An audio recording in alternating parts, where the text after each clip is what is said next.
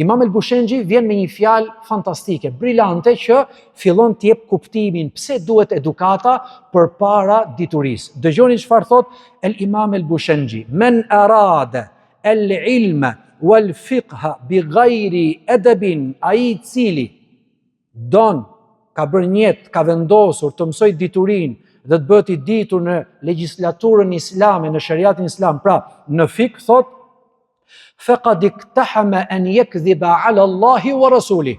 Ai thot ka guxu që nesër shpejt të gënjej në emër të Allahut dhe në emër të pejgamberit alayhi salatu wasalam. Subhanallah. Si që ka kjo punë kështu?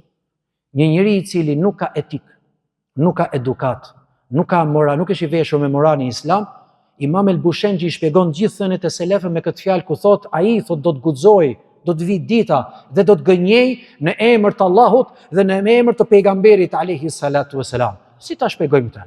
Është fare e qartë. Ne për të na dalë fjala jon, betohemi në Allah rreshëm vetëm që dali fjala jon. Po pse e bëjmë ne këtë? Nga uni vetvetes, nga mendimallësia e fshehur, nuk duhet dal humbus.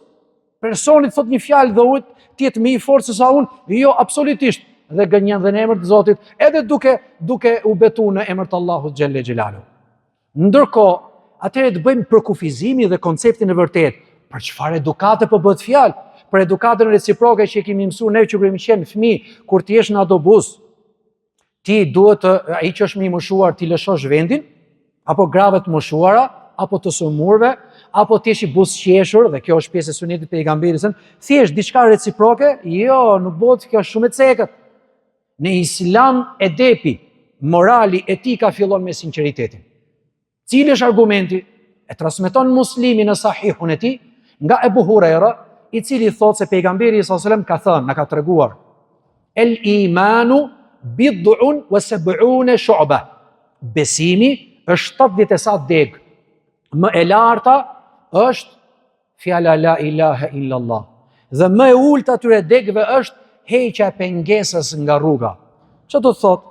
Po na tregon pejgamberi sallallahu alajhi wasallam që imani, besimi ynë që ka 70 sa deg, dhe nuk ka përmendur vetëm se degën e më të lartën, që është la ilaha illallah, dhe degën e fundit. Pse si përmendi të tjerat? 70 sa, pse nuk i përmendi? Sepse nëse kuptove këto dyja, ke kuptuar gjithçka në aspektin konceptual. Fjala la ilaha illallah vertikalisht është sinqeritet me Zotin. Heqja pengesës nga rruga horizontalisht është sinqeritet me krijesat e Zotit. Imani ynë, feja jon, Islami ynë fillon dhe mbaron me sinqeritet. Kjo është edukata.